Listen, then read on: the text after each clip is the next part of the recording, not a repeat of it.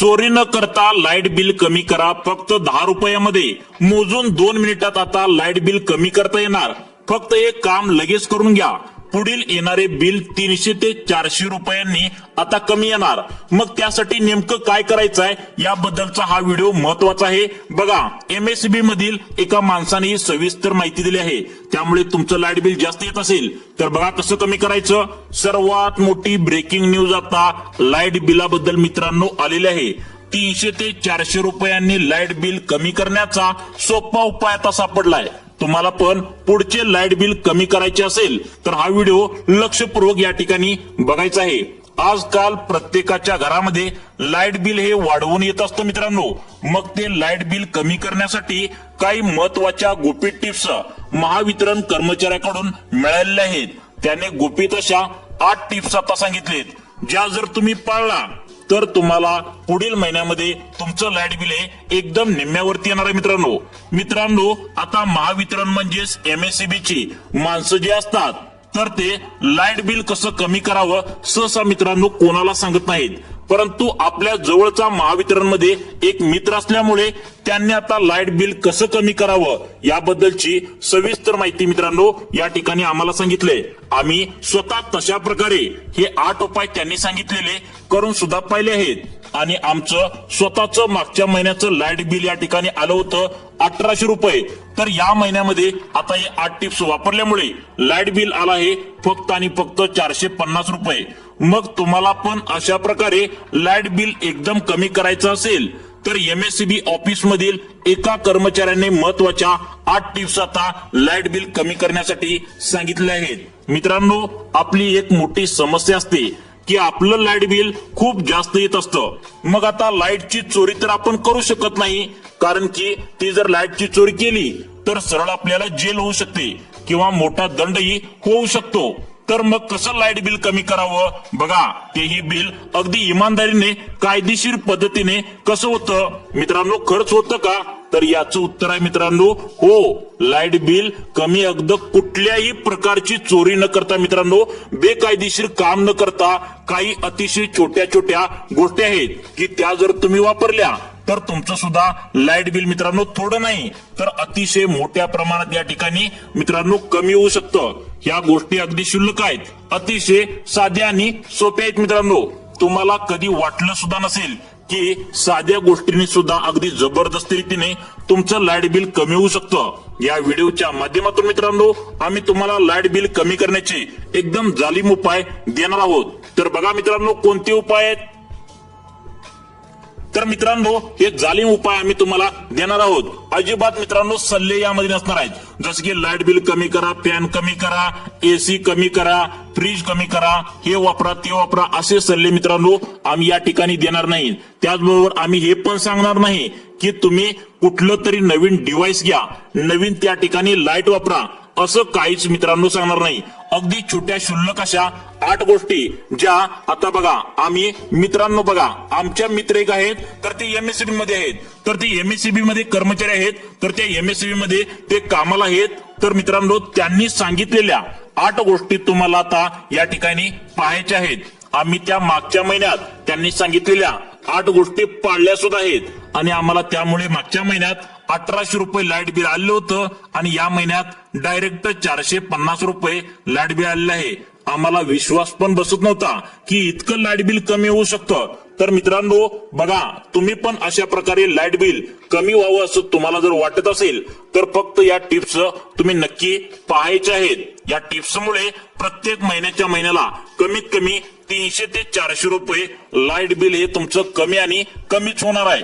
आता या 8 गोष्टी ज्या आहेत तर त्या छोट्या जरी असल्या तर एकमेकांशी अगदी संबंधित आहेत. मित्रांनो यातली शेवटची म्हणजेच 8 नंबरची गोष्ट इतकी जबरदस्त आहे मित्रांनो. जर याच्यामुळे बघा कदाचित 1000 ते 1500 रुपयांचं लाईट बिल तुमचं शून्य होऊ शकतं. त्यामुळे व्हिडिओ लक्षपूर्वक स्किप न करता शेवटपर्यंत पाहत राहायचा आहे, कारण यामधला प्रत्येक पॉइंट ना पॉइंट मित्रांनो अत्यंत महत्वाचा आहे. एक जरी पॉइंट या ठिकाणी चुकला तर मग मात्र मित्रांनो मागच्या महिन्यासारखं तुम्हाला लाईट बिल जेवढं आलं होतं तेवढंच येणार आहे, एक जरी पॉइंट चुकला तर. त्यामुळे प्रत्येक पॉइंट ना पॉइंट लक्ष देऊन या ठिकाणी मित्रांनो तुम्ही बघायचं आहे आणि त्या पद्धतीने तुम्ही या गोष्टींचं पालन नक्की करायचं आहे. तर बघा आता लाईट बिल कमी करायचं आहे, कुठली चोरी न करता कायदेशीर पद्धतीने कुठलाही खर्च न करता काही गोष्ट नवीन न घेता तुम्हाला घरातल्या घरात काही न बदलता लाईट बिल कमी करण्याचे 8 सोप्या क्षुल्लक आणि अगदी साध्या गोष्टी या ठिकाणी मित्रांनो सांगतोय बघा. क्रमवार आपण जातो मित्रांनो. क्रमवार म्हणजे काय, प्रत्येक एक गोष्ट 2 गोष्ट असे 8 टिप्स आहेत, या तुम्ही पाळला तर तुमचे सुद्धा लाईट बिल एकदम निम्म्यावर येणार आहे. एकमेकांशी या गोष्टी 8 गोष्टी निगडीत आहेत, त्यामुळे व्हिडिओ स्किप न करता शेवटपर्यंत पाहत राहा. शेवटला बघा, शेवटचा पॉइंट मित्रांनो जास्तीत जास्त तुमचं लाईट बिल कमी करणार आहे. आता बघा, पहिली जी गोष्ट आहे तर ती कमीत कमी पहिली गोष्ट तुम्ही जर पाळला तर 300 रुपये महिन्याचं लाईट बिल आता या ठिकाणी मित्रांनो तुमचं कमी होऊ शकतं. आता तुम्ही तुमच्या घरात बघितलं असेल की कुठला तरी बोर्ड एक असतो, ज्या बोर्डाला सॉकेट्स असतात, त्याचबरोबर स्विचेस म्हणजे बटन असतात कुठल्या तरी बोर्डाला. तर आता तुम्हाला कसं लाईट बिल कमी करायचंय बघा. आता तर मित्रांनो आपल्या बघा एखादा बोर्ड असतो, त्या ठिकाणी सॉकेट्स असतात, त्याचबरोबर त्याला स्विचेस म्हणजे बटन असतं. तर त्याच्या शेजारी एक लाल कलरचं तुम्हाला लाईट इंडिकेटर असं लावलेलं लाल कलरचं तुम्हाला दिसतं. त्या इंडिकेटरचं मित्रांनो काम असतं ते म्हणजे लाईट आहे का नाही हे समजण्यासाठी असतं. तसेच एखादं बटन चालू केल्यानंतर इंडिकेटर चालू होतं, म्हणजे मित्रांनो बटन चालू बंद आहे का नाही हे पाहण्यासाठी हे लाल कलरचं इंडिकेटर बसवलेलं असतं. पण होतं काय की बऱ्याच वेळा आपण ज्यावेळी वायरिंग करत असतो त्यावेळेस आपण विनाकारण प्रत्येक रूम मध्ये मित्रांनो प्रत्येक बोर्डाला हे इंडिकेटर त्या ठिकाणी लावत असतो. मित्रांनो हे इंडिकेटर दिसायला जरी आकर्षक असले, साईजने छोटे जरी असले, तरी याने तुमचं लाईट बिल मोठ्या प्रमाणावर वाढत असतं. बघा आता मित्रांनो तुम्ही म्हणाल की हे एवढं छोटंसं इंडिकेटर असतं, हे कसं काय लाईट बिल वाढवेल.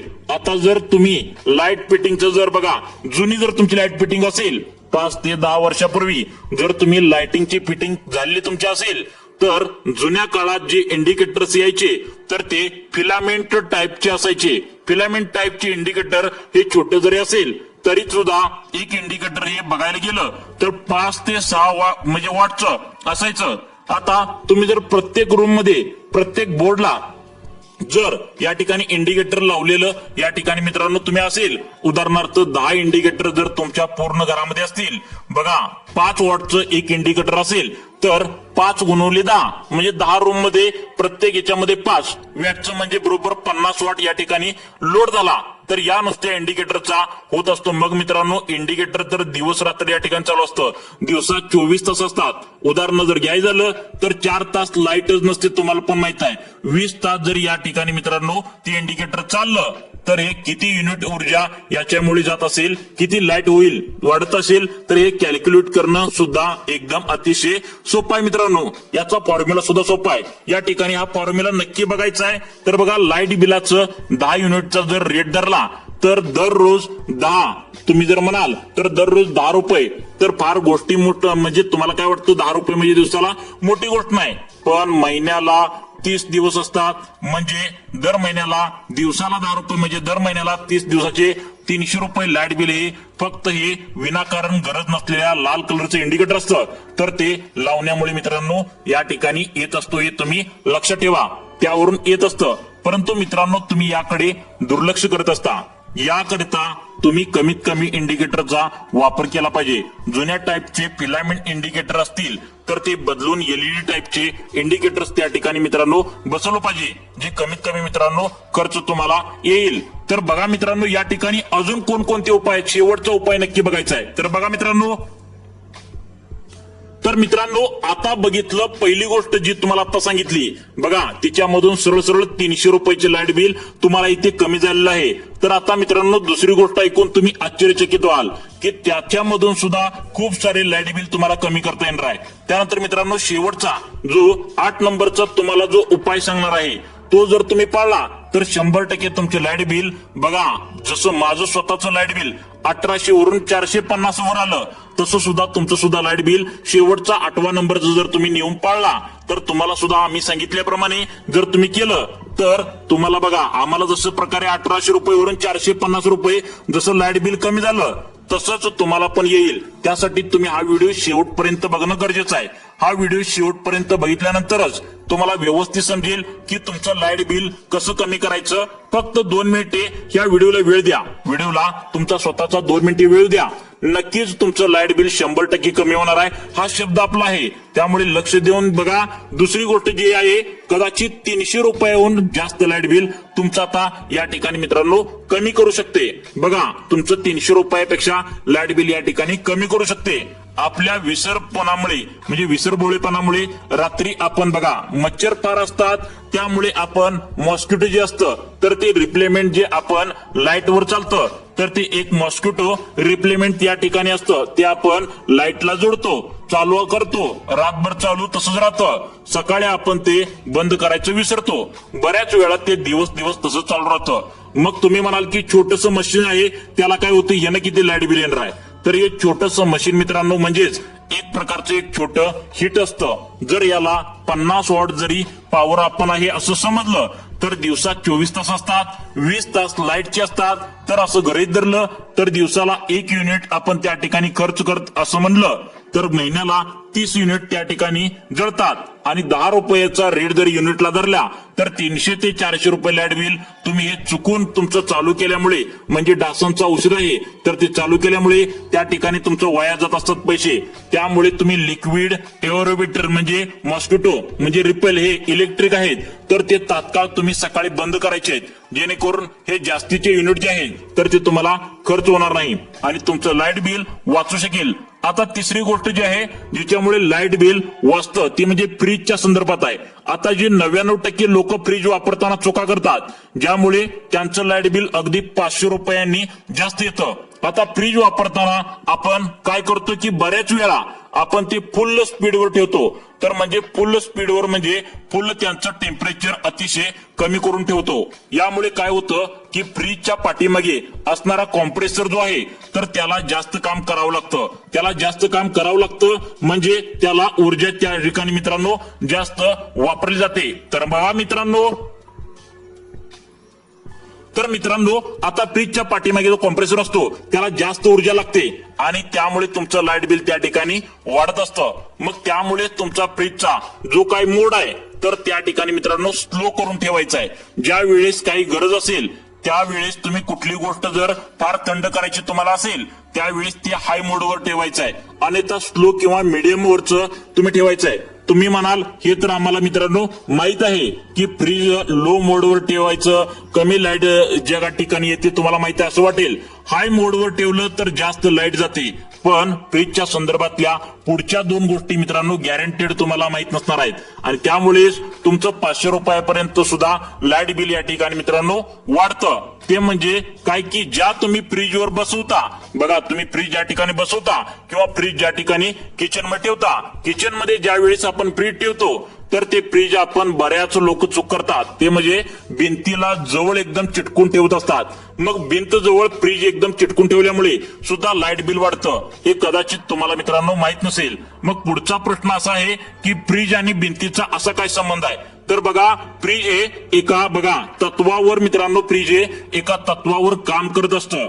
ते तत्व काय असतं की फ्रीज मध्ये ज्या वेळेस एखादी वस्तू आपण ठेवतो तर ते फ्रीज काय करतं, त्याच्यातली उष्णता शोषून बाहेर त्या ठिकाणी काढत असतं आणि मग त्याला गार करत असतं. मग ही शोषलेली उष्णता ज्या वेळेस बाहेर जात असते तर ती वातावरणाने मिक्स होण्याआधी मित्रांनो फ्रीजच्या बाजूला मोकळी जागा असणे आवश्यक असतं. जर आपण भिंतीला चिटकून ते फ्रीज ठेवलं तर ती जागा त्या ठिकाणी मित्रांनो फ्रीजला मोकळी हवा बाहेर टाकायला जागा या ठिकाणी भेटत नाही आणि त्यामुळे ते लवकर गार होत नाही. त्यामुळे कॉम्प्रेसरला जास्त काम करावं लागतं आणि ऊर्जा जास्त खर्च असते. तर फ्रीजच्या संदर्भातील तिसरी चूक आणि तिसरी गोष्ट ज्यामुळे लाईट बिल या ठिकाणी भरमसाठ वाढतं ती म्हणजे अगदी साधी गोष्ट आहे. बरेच जण यामध्ये चुका करतात. ज्या वेळेस फ्रीज या ठिकाणी फ्रीजचा दार जो आहे तर आपण उघडतो दरवाजा त्यावेळेस आपला फॅन चालू असतो. आता तुम्ही म्हणाल फॅन चालू असायचा आणि फ्रीज उघडण्याचा काय संबंध.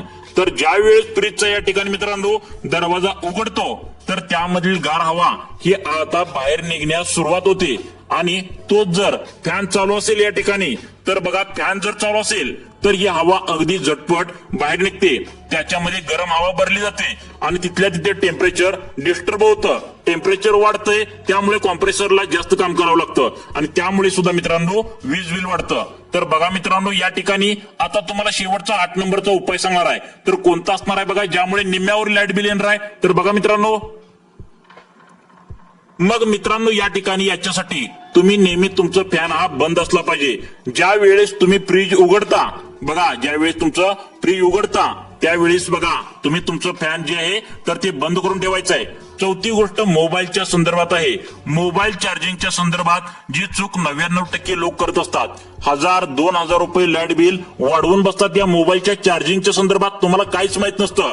तर बघा आता सगळेजणच हे वापरत असतात मोबाईल चार्जिंग, पण सगळेजण करतात बऱ्याच वेळा मोबाईल चार्जिंगला लावत असतो आणि चुका करत असतात. म्हणजे चार्जिंगचं बटन ऑन करतो, चार्जिंग संपली की आपण अनादानाने या ठिकाणी मोबाईल काढून घेतो, चार्जर सॉकेट मध्ये लावलेलं असतं आणि चार्जरचं देखील जे बटन असतं चालू असलेलं ते देखील ऑन असतं. बऱ्याच वेळा आपण ते बंद करणं टाळतो, विसरतो.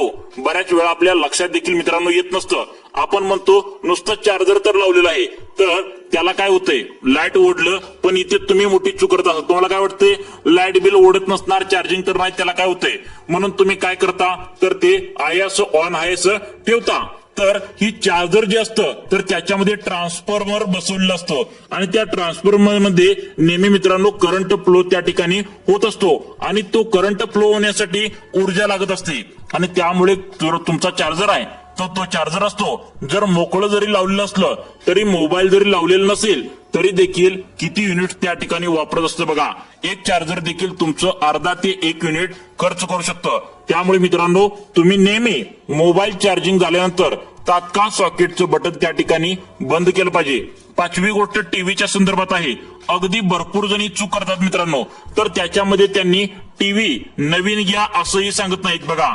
तुम्हाला टीव्ही, या टीव्हीमुळे तुमचं लाईट बिल कसं या ठिकाणी वाढते बघा. आता तर बघा जो टीव्ही तुमच्याकडे असेल तर बऱ्याच वेळा काय करतो की रात्री टीव्ही पाहायला आपण बसतो, पाहता पाहता आपल्याला झोप लागते त्यावेळेस आपण रिमोटने टीव्ही बंद करतो आणि झोपून जातो. आपल्याला असं वाटतं की रिमोटने टीव्ही बंद केलाय म्हणजे तो बंद झालाय, आता लाईटचा याचा काही संबंध नसणार असं वाटतं.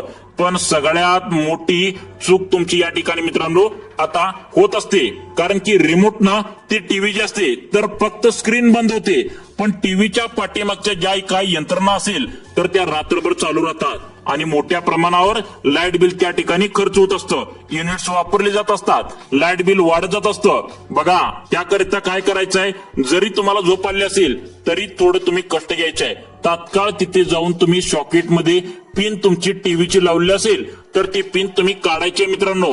जर काढलं तर तुमचं लाईट बिल कमी येणार आहे, किंवा बटन तरी बंद करायचे. याने मोठ्या प्रमाणात ऊर्जेची बचत होऊ शकते. त्यानंतर 6वी गोष्ट ती म्हणजे बघा, आता तुम्हाला मित्रांनो 6वी गोष्ट सांगणार आहे. तर बघा मित्रांनो आता तुम्हाला 6वी गोष्ट सांगणार आहे ज्यामुळे प्रचंड प्रमाणात मित्रांनो लाईट बिल कमी होऊ शकतं. ती म्हणजे तुमच्या घरात असलेली पाण्याची मोटर. जर तुम्ही पाण्याची मोटर वापरत असाल तर बऱ्याच वेळा आपण काय करतो की थोडीशी पाण्याची मोटर चालू करतो, अर्धी टाकी भरली का परत ती थोडीशी रिकामी झाली का परत मोटर चालू करतो. म्हणजे दिवसातून 10 ते 12 वेळा आपण मोटर चालू करतो. तसं न करता तुम्ही मोटर ती एकदा चालू करून पूर्ण त्या ठिकाणी टँक भरलं पाहिजे आणि टँक या ठिकाणी रिकामी झाल्यानंतरच कदाचित दुसऱ्या दिवशी तुम्ही परत मोटर चालू करून हे टँक भरायचं आहे, जेणेकरून मोटर स्टार्ट मध्ये भरपूर ऊर्जा खर्च होते, युनिट त्या ठिकाणी वाया जात असतात. याचबरोबर पुढचा पॉइंट म्हणजे 7वी गोष्ट, ती म्हणजे ज्यामध्ये तुम्ही बघा इनकॅन्डिडेट लाईट वापरता. म्हणजे बघा फिलामेंट लाईट त्या ठिकाणी वापरत असाल तर त्याच्यावर एलईडी लाईट वापरलं पाहिजे. टीव्ही जुन्या टाईपचं वापरत असाल तर एलईडी टीव्ही तुम्ही घ्यायला पाहिजे. जे उपकरण घेता म्हणजे 5 स्टारचे रेटिंग त्या ठिकाणी तुम्हाला घ्यायला पाहिजे. आता यानंतर शेवटची गोष्ट आहे ती अतिशय महत्वाची आहे, ज्याच्यामुळे तुमचं लाईट बिल हे मित्रांनो भरपूर प्रमाणात त्या ठिकाणी खूपच जास्त प्रमाणात तुमचं आता कमी होऊ शकतं बघा. ती म्हणजे काय की लाईट तर सर्वजणच वापरतात, सर्वजणच उपकरण बऱ्यापैकी लोक वापरत असतात, तर मग या ठिकाणी मित्रांनो काय होतं की बघा आपल्या लाईट बिलाचं सेक्शन लोड तर एका ठिकाणी आपल्याला वीज मंडळाने त्या ठिकाणी आपल्याला सेक्शन करून दिलं आहे. तर मग या सेक्शन लोड म्हणजे मित्रांनो काय की बघा वीज मंडळ आपल्याला काय करतं की तुमचा इतकापर्यंत लोड हा दिवसभरात असायला आवश्यक असतं. पण बऱ्याच वेळा आपण काय करतो इतकं हिटर त्या ठिकाणी असतं म्हणजे हिटर चालू असताना फ्रीज चालू असतं, फ्रीज चालू असताना पाण्याची मोटर चालू असते. बऱ्याच वेळा काय होतं की 3-4 उपकरणं एकत्र मोठमोठे चालू राहिल्यामुळे तुमचा जो काही घरात चालणारा लोड आहे तर तो सेक्शन लोड पेक्षा या ठिकाणी मित्रांनो भारी लोड जातो. तुमचं लाईट बिल हे त्याच्यामुळे सुद्धा वाढू शकतं आणि कदाचित जरी वीज मंडळाचे लक्षात आलं तरी सुद्धा पेनल्टी देखील लागू शकते, दंड देखील यामुळे मित्रांनो तुम्हाला लागू शकतो. मित्रांनो लाईट बिल तुमचं कमी करण्यासाठी आम्ही वेळोवेळी टिप्स या कायम तुम्हाला सांगतच असतो. त्यामुळे तुमच्या घरातील लाईट बिल कमी करण्यासाठी पावसाळ्याबद्दल बघा लाईट बिल कमी करण्यासाठी उपाय, पावसाळ्याबद्दल उपाय, आरोग्याबद्दल उपाय, शेतकऱ्यांची योजना असेल, पीएम किसान योजना असेल, नमो शेतकरी योजना असेल, सर्व माहिती मित्रांनो पाहण्यासाठी आत्ताच आपल्या लाईफ चेंज मोटिवेशन या चॅनलला नक्की सबस्क्राईब करून ठेवा. धन्यवाद मित्रांनो.